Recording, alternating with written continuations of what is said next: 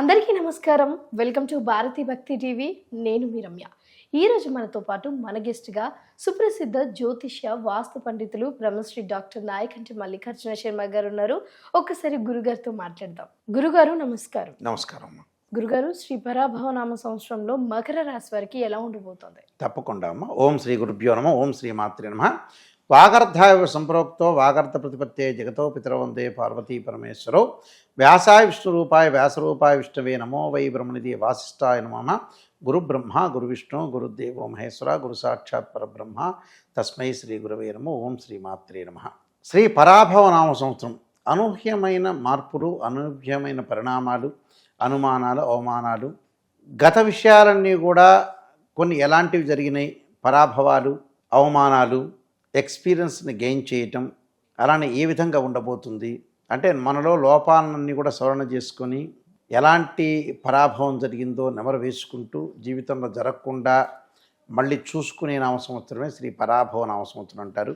పరాభవ నామ సంవత్సరంలో మకర రాశి వాళ్ళు అంటే ఉత్తరాషాఢ నక్షత్రం 2, 3, 4 పాదాలు, శ్రవణ నక్షత్రం అలానే 1, 2, 3, 4 పాదాలు, ధనిష్ఠా నక్షత్రంలో ఉండే పాదాలు కలిసి 1, 2 పాదాలు కలిసి మకర రాశి అవుతుంది. అంటే ఈ మకర రాశి వారికి సహజంగా ఏ విధంగా ఉండబోతుంది, రాజ్యపూజ్యాలు కానీ అవమానాలు కానీ మనం చూసుకుంటే 2 ఆదాయం 8 ఖర్చు ఉంటుంది, 1 గౌరవం 2 అవమానంగా ఉంటుంది. అంటే మకర రాశి వాళ్ళని శ్రీ పరాభవనామ సంవత్సరంలో ఏ విధంగా ఉండబోతుంది చూసే ముందు గ్రహ సంచార వీక్షణాన్ని తెలుసుకుందాం. గురువు జూన్ 2 వరకు మిథున రాశిలోను, 2వ తారీఖు తర్వాత అక్టోబర్ 31 వరకు కర్కాటక రాశిలోను, అక్టోబర్ 31 తర్వాత మనకి డిసెంబరు 18వ తారీఖు వరకు సింహరాశిలో సంచారం చేయటం అత్యచారంతో, డిసెంబర్ 18 తర్వాత సింహరాశిలో అత్యారంతో పాటు తర్వాత మళ్ళీ వక్రగతిలోకి వెళ్ళిపోతాడు. అలానే శని జూలై 25 దగ్గర నుంచి డిసెంబర్ 10వ తారీఖు వరకు కూడా శని వక్రగతిలోను, రాహు కేతువులు డిసెంబర్ 7 తర్వాత 7 నుంచి రాహు కుంభం నుంచి మకరము, కేతు వచ్చేటప్పుడు సింహం నుంచి కర్కాటకంలోకి వెళ్తాడు. ఇక రవి బుధ శుక్రగ్రహాలు ఇవన్నీ కూడా 4 రోజుల పాటు, కుజుడు 45 రోజుల పాటు ఉంటాడు. ఈ గ్రహాలన్నీ కూడా మనం పరిశీలన చేసిన తర్వాత ఈ సంవత్సరం త్రిగ్రహ కూటమని, చాతుర్గ్రహ కూటమని, గ్రహణాలని సహజంగా వస్తుంటాయి. ఈ మకర రాశి వాళ్ళకి ఏ విధంగా ఉండబోతుంది అంటే మకర రాశి వాళ్ళకు వచ్చేటప్పటికల్లా మకరం, కుంభం, మీనం, మేషం, వృషభం, మిథునం.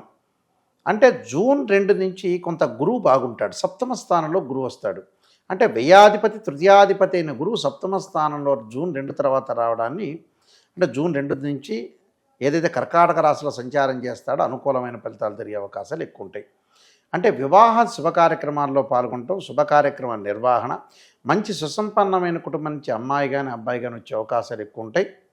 ఆర్థిక పరంగా పుంజుకునే అవకాశాలు, ఆర్థిక పరంగా ఉండే లావాదేవీల విషయంలో అనుకూలంగా ఉంటుంది. ప్రతి విషయంలో కూడా ముందుకు వెళ్ళే అవకాశాలు ఎక్కువ ఉంటాయి. ఫైనాన్షియల్ పరంగా ఉండే డెవలప్మెంట్స్ అనేవి చాలా బాగుంటాయి. అంటే అన్నిటా విజయం సాధించే అవకాశాలు ఉంటాయి, సర్వత్రా విజయం లభించే అవకాశాలు బాగా ఎక్కువ ఉంటాయి. అంటే ప్రతి దానిలో కూడా కొంత విజయ పరంపర కొనసాగించే అవకాశాలు బాగా ఎక్కువ ఉంటాయి. అంటే సంతానం లేని వారికి సంతానం కలిగే అవకాశాలు, వివాహం కాని స్త్రీ పురుషులకు వివాహం జరిగే అవకాశాలు బాగా ఎక్కువ ఉంటాయి. అంటే ఆర్థిక పరంగా ఉండే లావాదేవీల విషయాలు అనుకూలంగా ఉంటాయి. అలానే ఎప్పుడు జాగ్రత్త ఉండాలంటే జూన్ 2 వరకు జాగ్రత్త ఉండాలి. జూన్ 2 తర్వాత అంతా కూడా బాగుంటుంది, వాళ్ళకి ఎలాంటి ప్రాబ్లమ్స్ లేకుండా ముందుకు వెళ్ళే అవకాశాలు ఉంటాయి. అయితే కొంత ఖర్చు అవుతుంటుంది. ఇళ్ల నిర్మాణాన్ని చేపట్టే అవకాశాలు ఉంటాయి. పొలాలు కొనుగోలు చేసి, బంగారు ఆభరణాలు, గృహ ఉపకరణ వస్తువులు కొనుగోలు చేయటం, బట్టలు కొనుగోలు చేసే అవకాశాలు, పిల్లలకి చదువులకి డబ్బులు ఖర్చు పెట్టే అవకాశాలు ఎక్కువ ఉంటాయి. వివాహాది శుభ కార్యక్రమాల్లో కూడా పాల్గొనే అవకాశాలు ఖచ్చితంగా ఉంటాయి. అంటే ఇవన్నీ కూడా గురువు వల్ల జరుగుతాయని అర్థం. కీర్తి ప్రతిష్టలు కూడా బాగా జరుగుతాయి, కీర్తి ప్రతిష్టలు కూడా బాగా పెరిగే అవకాశాలు ఉంటాయి. మరి శని వల్ల ఏమిటి అంటే శని జూలై 25 వరకు తృతీయ స్థానంలో ఉంటే ధనధాన్య వృద్ధి కలిగే అవకాశాలు ఎక్కువ ఉంటాయి. జూలై 25 తర్వాతనే శని కొంత అనుకూలంగా ఉండడు కాబట్టి అప్పుడు కుటుంబ పరంగా చిక్కులు లేకుండా, కుటుంబంలో అర్థం చేసుకునే భావాలు, భార్యాభర్తల మధ్యలో విభేదాలు రాకుండా చూసుకోవడం చాలా మంచిది. విభేదాలు రాకుండా కొద్దిగా అర్థం చేసుకోవాలి. ఎందుకంటే కాంట్రవర్షన్ కంటే కాంప్రమైజింగ్ ఇస్ బెస్ట్ పాలసీ కాబట్టి ఆ మోడల్లో వెళ్ళాలి.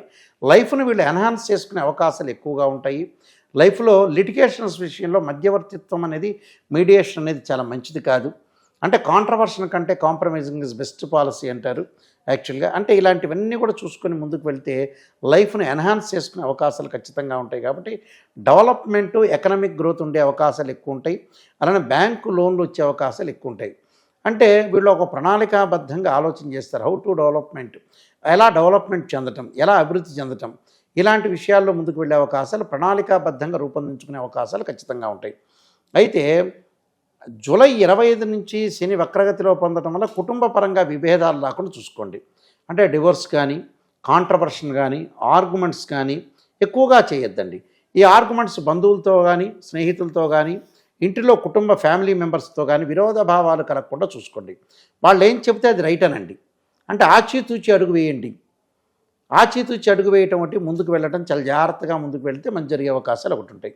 అలానే రాహు యొక్క ప్రభావం కూడా ఉంటుంది. విదేశాలకు వెళ్లకుండా ఆగిపోవటం ఒకటి, విదేశాలకు వెళ్ళలేకపోవటం, ఒక 2 times 3 times ప్రయత్నం చేస్తే 4th టైమో 5th టైమో వెళ్ళే అవకాశాలు ఎక్కువ ఉంటాయి. ఆరోగ్యపరంగా స్త్రీలకు అబ్డామిన్ సంబంధించిన విషయాల్లో కొంత జాగ్రత్తగా ఉండాలి. అలానే కేతు యొక్క బలం వల్ల తీర్థయాత్రలు, పుణ్యక్షేత్రాలు, పిత్రార్జితం కలిసి రావటం ఒకటి, దాని పిత్రార్జితమే కాదు, అన్నదమ్ముల మధ్యలో సఖ్యత, అక్క చెల్లెల మధ్యలో సఖ్యతగా ఉండే అవకాశాలు ఎక్కువ ఉంటాయి. విద్యార్థులకి ఎప్పుడు అనుకూలమైన కాలము అంటే జూన్ 2 తర్వాత అనుకూలమైన కాలం. అంటే పోటీ పరీక్షలు కానీ, ఉత్తీర్ణత కానీ, నెక్స్ట్ అకాడమిక్ ఇయర్ అని చాలా బాగుంటుంది అని అర్థం. ఐఐటీలు చదివే వ్యక్తులకు కానీ, ఎంసెట్ కానీ, బీటెక్ కానీ, ఎంబీబీఎస్ చేసే వాళ్ళకి కానీ, ఎంబీఏ, ఎంసీఏ ఇలాంటి ఎవరైతే ప్రొఫెషనల్ కోర్సు ఉన్నారో వాళ్ళందరికీ కూడా జూన్ 2 తర్వాత చాలా అనుకూలమైన ఫలితాలు ఉంటాయి. మన ఫలితాలు మనం చూసే ముందు ముఖ్యంగా ఎలా ఉండబోతుంది అని అంటే ఇంపార్టెంట్గా రాజదర్శనం ఆరోగ్యం అన్నారు. గాంభీర్యం గాత్రపోషణం అభీష్టకార్య సిద్ధిచ్చ సప్తమే. అంటే సప్తమంలో గురువు ఉంటే ఎలాంటివి ఉంటాయి? సుఫలితాన్ని ఇచ్చే అవకాశాలు ఉంటాయి. శుభాశుభ మిశ్రమాలు, ఆరోగ్యము, ధనలాభము, ఇష్టకార్య సిద్ధి, మనోనిశ్చలతో శత్రువులపై విజయ, వృత్తి ఉద్యోగాల్లో అనుకూలంగా ఉండటం, ఉద్యోగాల యందు అభివృద్ధి, వివాహం కాని కన్యలకు వివాహం కుదురట, నూతన వస్తు వాహన ప్రాప్తి. అలానే శని వల్ల కొంత వాతరోగం విషయంలో జాగ్రత్త ఉండాలి. భయము, ఆందోళన లేకుండా చూసుకోవాలి. ధనం విషయం బాగున్నా ఆరోగ్యపరంగా ఇబ్బందులు రాకుండా చూసుకోవాలి. ఉద్యోగాల యందు అభివృద్ధి, ప్రమోషన్లు, అధికారుల యొక్క సామర్థ్యము, స్థలాల మార్పిడి, స్థానచలనం జరగటం, సాఫ్ట్వేర్ ఉద్యోగులకు విదేశ ప్రయాణాలు ఫలించే అవకాశాలు, విశేషమైన ధనలాభం, వ్యాపారస్తులకు లాభాలు, కొన్ని నూతన వ్యాపారాలు కూడా ప్రారంభం చేస్తారట. అలానే రియల్ ఎస్టేటు, ఇనుము, సిమెంటు, కలప, రాయి, యంత్రాలు, కిరాణా, ఫ్యాన్సీ షాపుల వాళ్ళకు కూడా అనుకూలంగా ఉంటాం. రవాణా, మోటార్, స్పేర్ పార్ట్ల వాళ్ళకు కూడా చాలా అనుకూలంగా ఉంటుంది. ఏ వ్యాపారస్తులకైనా కూడా అనుకూలంగా ఉంటాం. వ్యవసాయదారులకు పంటలు బాగా పండి రుణాలు తీర్చుకునే అవకాశాలు ఎక్కువ ఉంటాయి. రాజకీయ నాయకుల అధికారము, అలానే వెన్నుపోటు, అలానే ముందుగా గుర్తించడం వల్ల కొన్ని మేలు జరిగే అవకాశాలు ఎక్కువ ఉంటాయి. రాజకీయ నాయకుల మధ్య విరోధ భావాలు కలిగే అవకాశాలు ఎక్కువ ఉంటాయి. అలానే విద్యార్థులు కోరుకున్న కాలేజీల్లో, విశేష విద్యాలయాల్లో కూడా చాలా సీట్లు వచ్చే అవకాశం ఉంటాయి. విదేశాల్లో యూనివర్సిటీస్లో కూడా సీట్లు వచ్చే అవకాశాలు ఎక్కువ ఉంటాయి. కీర్తి ప్రతిష్టలు బాగా పెరిగే అవకాశం ఉంటాయి. భార్యాభర్తల మధ్యలో అన్యోన్యత, ధనలాభం, సువర్ణ వస్తు ప్రాప్తి, ఆరోగ్యము విషయంలో కొంత జాగ్రత్తగా ఉండాలి. వాతరోగాల వల్ల ఇబ్బందులు కలిగే అవకాశాలు ఖచ్చితంగా ఉంటాయి. కాబట్టి కొన్ని విషయాల్లో కొంత జాగ్రత్తగా ఉండి ముందుకు వెళ్ళాలి. అయితే కొన్ని పరిహారాలు చేసుకొని ముందుకెళ్తే మంచి జరిగే అవకాశం ఉంటుందమ్మా. గురుగారు, మరి ఈ రాశి వాళ్ళు ఎలాంటి పరిహారాలు, ఎలాంటి నామస్మరణ చేయడం వల్ల వీళ్ళకి మంచి జరుగుతుంది? రాహు యొక్క ఆరాధన చేయాలి. స్త్రీలు దుర్గా అమ్మవారిని కుంకుమార్చన చేయటం, అర్ధకాయం మహావీరం చంద్రాదిత్యమర్ధనం సింహకాగర్భ సంభూతం తం రాహుం ప్రణమామ్యం అనే మంత్రాన్ని చక్కగా చదువుకోవటం ఒకటి. గణపతి యొక్క ఆరాధన, గకార అష్టోత్తంతో గణపతి యొక్క ఆరాధన చేయటం, లలితా సహస్రనామ పారాయణం చేయటం వల్ల కూడా వీళ్ళకి మంచి జరిగే అవకాశాలు ఖచ్చితంగా ఉంటాయి. ఇవన్నీ చేయటం వల్ల మంచి జరుగుతుంది. ఈ మకర రాశి వాళ్ళందరికీ కూడా శ్రీ పరమేశ్వరుడు యొక్క కరుణాకటాక్షం ఉండాలని ఆశిస్తూ సర్వే జనా సుఖినో భవంతు. ధన్యవాదాలు గురుగారు.